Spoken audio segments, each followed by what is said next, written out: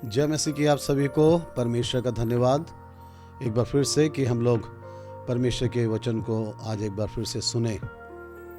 कल हम लोगों ने जब परमेश्वर के वचन को हम सुन रहे थे तो हमने नेहमिया की किताब और उसका पहला अध्याय, हमने नेहमिया के जीवन में से कुछ बातों को देखा था कि वो किस प्रकार का व्यक्ति था। उसके अंदर हमने बड़ी अच्छी एक इंसानियत वाली बात ये देखी कि जब उसने दूसरों के दुखों के बारे में सुना तो बहुत ज़्यादा उदास हो गया और वो विलाप करने लगा और रोने लगा। पर सिर्फ वो यहाँ नहीं रुका, बल्कि वो उनके लिए प्रार्थना भी कर रहा था और उपवास भी रखने लगा। आज हम लोग देखना चाहते हैं उससे आगे कि अगर नेहमिया ने कई दिन तक उपवास किया और प्रार्थना करी तो वो क्या कर रहा था इस प्रार्थना में और उसके लिए वो क्या मांग रहा था परमेश्वर से। हम इस बात को आज देखेंगे, क्योंकि हम इन बातों को देखना चाहते हैं कि जब एक व्यक्ति सच में परमेश्वर के समीप जाता है बड़े दुखी हृदय को लेके, टूटे हुए मन से, तो परमेश्वर उसकी प्रार्थना को स्वीकार करते हैं। लेकिन वो क्या तरीके हैं हम जान पाएँ कि हमारी प्रार्थनाएं परमेश्वर तक पहुंच सके। आज हम लोग पहले अध्याय में से ही थोड़ा आगे बढ़ेंगे। कल हमने 1 से 5 वचन तक देखा था। आज हम लोग देखेंगे 6 उसके वचन से, पहला अध्याय उसके 6 वचन से लेकर और उसके 11 वचन तक 4 चीज़ें हम लोग आज विचार करना चाहते हैं।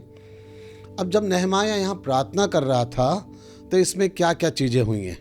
जब हम लोग पढ़ते हैं इसका 6ठा वचन पहले अध्याय का, तो उसमें हमें नेहमिया के जीवन के अंदर, नेहमिया के जीवन के अंदर हमें एक उसके बड़ी नम्रता दिखाई देती है। एक इंसान, एक परमेश्वर का जन, एक मसीह व्यक्ति कैसे अपनी नम्रता दिखा सकता है। क्या वो बहुत साधारण कपड़े पहने, साधारण भोजन करे या नीचे बैठता है, ये उसकी नम्रता दिखाई देती है? या उसकी नम्रता कहाँ दिखाई देती है? प्रभु यीशु मसीह ने यूँ कहा कि तुम मुझसे सीखो जैसे मैं मन में दीन और नम्र हूँ।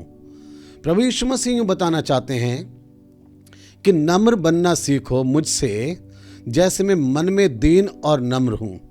कई बार हम अपने बाहरी रूप को ऐसा बनाते हैं जिसकी वजह से हम लोगों को प्रभावित करना चाहते हैं कि हम बहुत साधारण व्यक्ति हैं, हम बहुत ही नम्र और दीन हैं, लेकिन हमारे मन के अंदर बहुत ही अहंकार, घमंड, गरूर, ये सब भरा रहता है।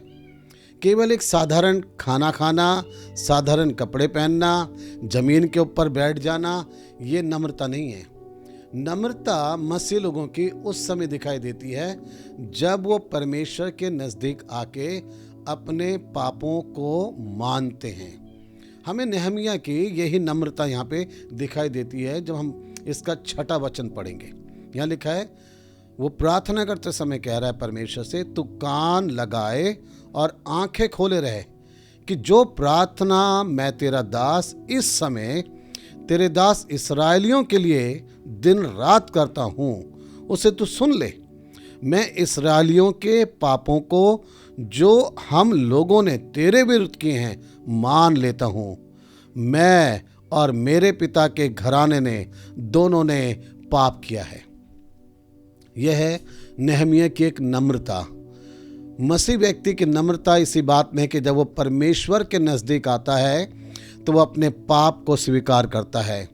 हमने गलतियां करी है, हमने पाप करा है, हमने प्रभु, हमने तेरे मर्जी के विरुद्ध हम चले हैं। अपने पापों का अंगीकार करना बाइबल हमें बार बार बताती है।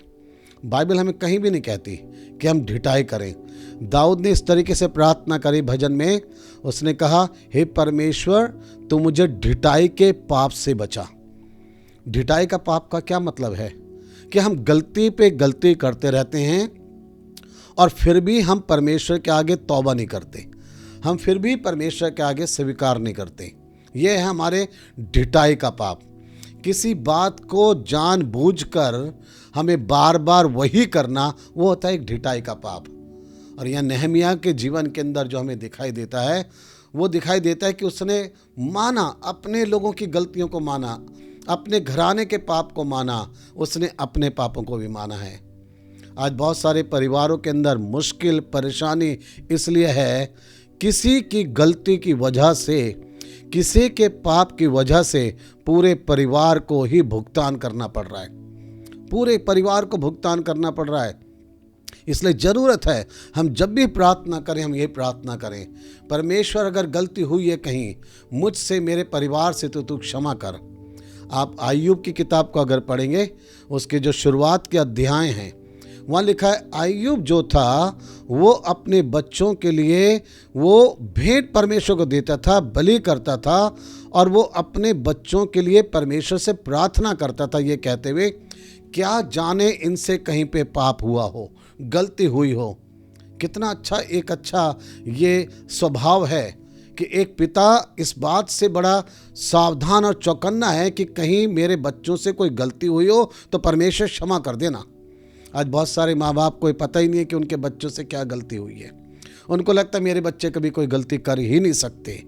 नेहमिया के जीवन को अगर आप देखें तो उसकी नम्रता इसी बात के अंदर है कि वो अपने पूरे इस्राएलियों के लिए, अपने पिता के घराने के लिए और अपने खुद के लिए परमेश्वर से प्रार्थना करके कह रहा है कि शायद हो सकता है हमने पाप किया है, हमने कोई गलती करी है, परमेश्वर हमें तो क्षमा कर। ये नम्रता, पहली चीज़ ध्यान रखें, उसकी प्रार्थना के अंदर नम्रता है, अपने पापों की तौबा करते हुए। दूसरी चीज हमें दिखाई देती है वह है 7वें वचन में, वो किस बात के लिए परमेश्वर के आगे पापों की तौबा कर रहा है, क्या गलती वो समझ रहा है, क्या गलती को उसने जाना है। 7 वचन में लिखा है, हमने तेरे सामने बहुत बुराई की है और जो आज्ञाएं, विधियां और नियम तूने अपने दास मूसा को दिए थे उनको हमने नहीं माना।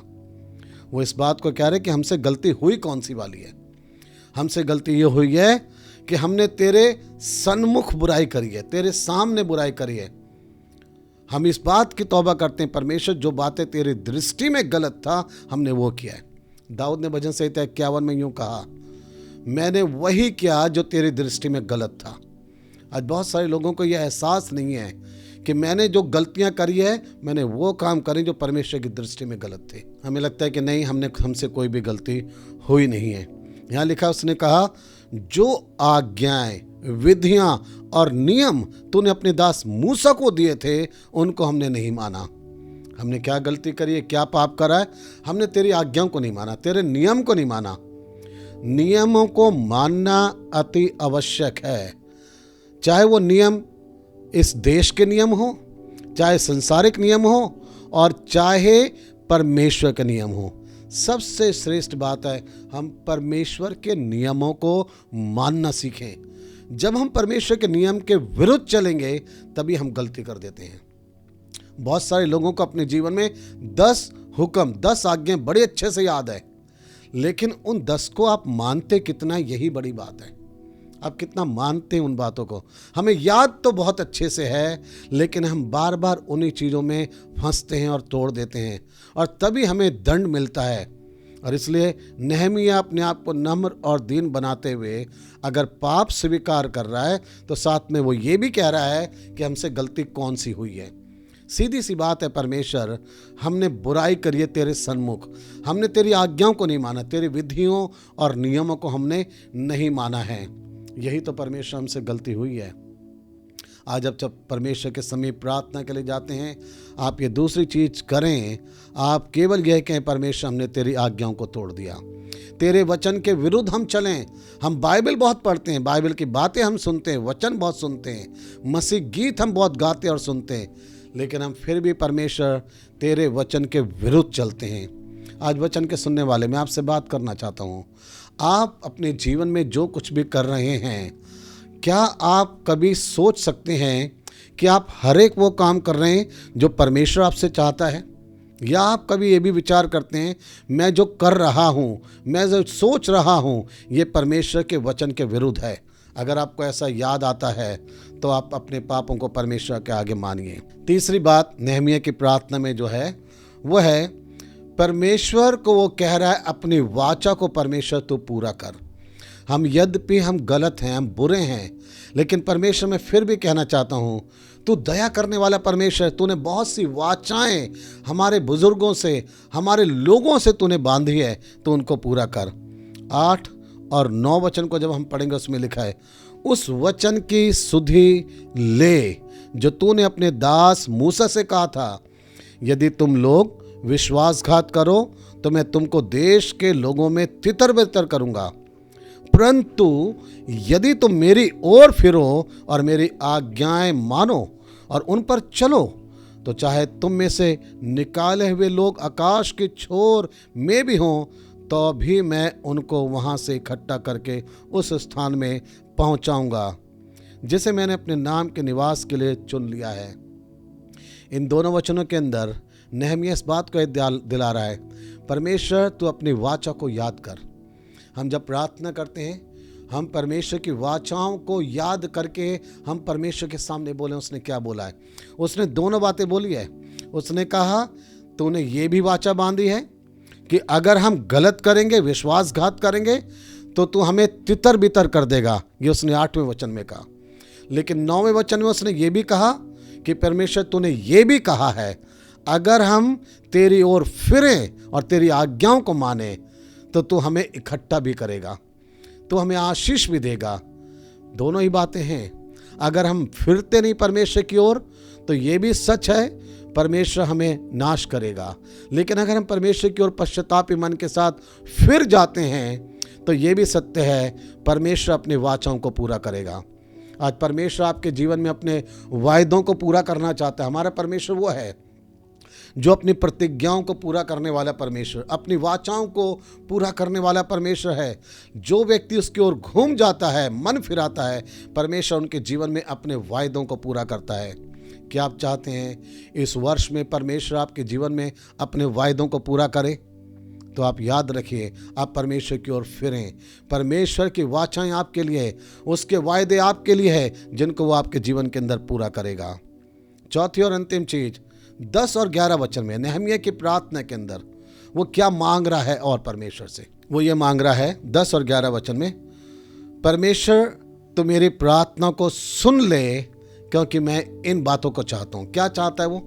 उसके पास बहुत ज़्यादा लंबी लिस्ट नहीं है। उसको जो मांग है उसकी वो ये है, अब वे तेरे दास और तेरी प्रजा के लोग हैं जिनको तूने अपनी बड़ी सामर्थ और बलवंत हाथ के द्वारा छुड़ा लिया है। हे प्रभु, विनती यह है कि तू अपने दास की प्रार्थना पर और अपने उन दासों की प्रार्थना पर जो तेरे नाम का भय मानना चाहते हैं कान लगा, और आज अपने दास का काम सफल कर और उस पुरुष को उस पर दयालु कर। यह है उसकी मांग। उसकी मांग यह है, बस परमेश्वर तू अपने दास की प्रार्थना को सुन ले। आपने पाप को स्वीकार करा, आपने अपनी गलतियों को मान लिया, वाचाओं को याद दिला रहे हैं।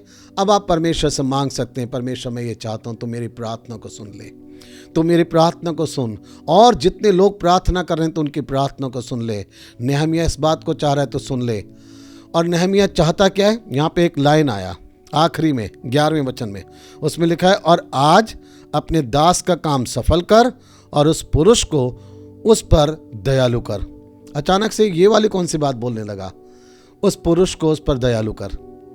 आप याद रखें उसने बात क्यों बोला। आखिरी में लाइन लिखा है, मैं तो राजा का प्याऊ था। नहमिया इस बात को बता रहा है, मेरा जॉब क्या, मेरी नौकरी क्या है। मैं तो राजा के यहाँ एक प्याऊ का काम करता हूँ, और अब मेरे मन में जो चिंता और बोझ मेरे लोगों के लिए है, जिनके लिए मैं प्रार्थना कर रहा हूँ, मेरे मन में बोझ और चिंता है कि मैं उनकी जाके मदद करूँ, मैं उनकी सहायता करूँ। लेकिन नहमिया क्योंकि एक बड़ी जिम्मेवारी के काम में है, वो चाहता है कि वो अपने लोगों की मदद करने जाए, लेकिन जो जिम्मेवारी का काम है उसके प्रति क्या होगा। इसलिए उसने इस बात को बोला कि उस पुरुष को उस पर दयालु कर, ताकि जब वो समय आए कि मैं राजा से इस बात को बोलूं कि मैं अपने लोगों के लिए विनती जाके उनकी मदद करना चाहता हूं, मैं उनकी सहायता करना चाहता हूं जो परेशानी में है, तो राजा उसकी बात को मानकर उसे छुट्टी दे दे। आप इन बातों से क्या देखना चाहते हैं? परमेश्वर चाहता है इससे पहले कि आप प्रार्थना कर रहे हैं, आप जाने की कोशिश करें, आप अपने विषय में प्रार्थना करें, सब कुछ आपके पक्ष में हो जाए, आपके फेवर में हो जाए। अगर आप अपने फेवर में, अपने पक्ष में कुछ करवाना चाहते हैं, आप नहमिया के समान प्रार्थना करने की कोशिश करें, अपने पापों की तौबा करें, आप कहें से आपकी गलती क्या हुई है, आप वाचों को याद दिलाएं, आप कहें परमेश्वर मेरी प्रार्थना को तो सुन ले और मेरी प्रार्थना जो है प्रभु तो स्वीकार कर ले। नेहमिया यहाँ पे कह रहा है कि अपने दास का काम सफल कर और उस पुरुष को उस पर दयालु कर। आपके मन में शायद कुछ करने के लिए है, किसी के लिए आप कुछ करना चाहते हैं, किसी के पास जाना चाहते हैं, किसी की मदद करना चाहते हैं, लेकिन शायद आपके वश में कुछ भी नहीं है। आप बड़े जिम्मेवारी के काम में फंसे हुए हैं, बहुत सारी जिम्मेवारियां आपके ऊपर है घर परिवार की, लेकिन इसका मतलब ये नहीं है कि आप इतना ज़्यादा अपने आप को बिजी कर लें, व्यस्त कर लें कि आप किसी के लिए अपना समय ना निकाल पाएँ। अगर आप किसी के लिए कुछ करना चाहते हैं, अगर आप परमेश्वर के लिए कुछ करना चाहते हैं, परमेश्वर आपको चाहता है इस्तेमाल करना, लेकिन बहुत सारे लोग अपने आप को बहुत व्यस्त बताकर परमेश्वर के कार्यों को नहीं करते हैं। नेहमिया लोगों के लिए और परमेश्वर के कार्य को करना चाहता था, लोगों की जाके मदद करना चाहता था। यरूशलेम के जो फाटक जले हुए थे, शहरपनाह जो टूटी हुई थी, वो उसको बनाना चाहता था। इंसान के लिए भी काम, परमेश्वर के लिए भी काम, लेकिन उसके ऊपर बड़ी जिम्मेवारी थी। इसका मतलब ये नहीं है कि इतना हम व्यस्त हैं तो हम काम ही नहीं करेंगे। आज कई लोग जाते ही नहीं हैं, सिर्फ प्रार्थना करते रहते हैं। याकूब के पत्र में लिखा है कि कर्म के बिना आपका जो विश्वास है वो मरा हुआ है। आप अगर किसी के लिए प्रार्थना कर रहे हैं तो आप उसकी मदद करने के लिए भी जाएं। आप चर्च के लिए, कलीसिया के लिए प्रार्थना करते हैं तो चर्च के लिए कुछ करने की भी कोशिश करें।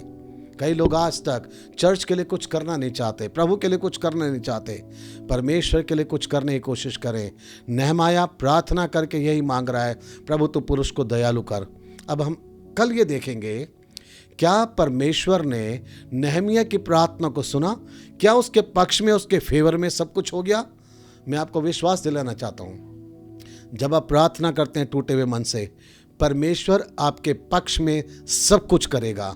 और कल हम इसी विषय पे चर्चा करेंगे कि परमेश्वर मेरे प्रार्थना को सुन के मेरे पक्ष में सब कुछ कर सकता है। चाहे परिस्थितियां जितनी मर्जी विपरीत क्यों ना हो, लेकिन जब आप प्रार्थना करेंगे, परमेश्वर आपके फेवर में है, परमेश्वर आपके पक्ष में है और सब कुछ आपके फेवर में करेगा। आज शायद कुछ भी नहीं लग रहा कि आपके फेवर में है, लेकिन प्रार्थना करके देखिए, परमेश्वर आपके पक्ष में सब कुछ करेगा। नेहमिया की प्रार्थना से सीखें कैसी उसकी प्रार्थना का उसका तरीका था। अगर आप ऐसी प्रार्थना करते हैं तो परमेश्वर आपको भी अवसर देगा, आप किसी के लिए कुछ कर पाएँ, परमेश्वर के लिए कुछ कर पाएँ। परमेश्वर आप लोगों को बहुत ऐसे आशीष दे इस वचन के द्वारा। आइए समय हम लोग प्रार्थना करें। परमेश्वर धन्यवाद इस वचन के लिए जो हमने सुना है, आशीषित करें इस वचन को, सुनने वालों को आशीष दें, हर एक के साथ हों। प्रार्थना प्रभु यीशु के नाम से मांगते हैं, आमीन।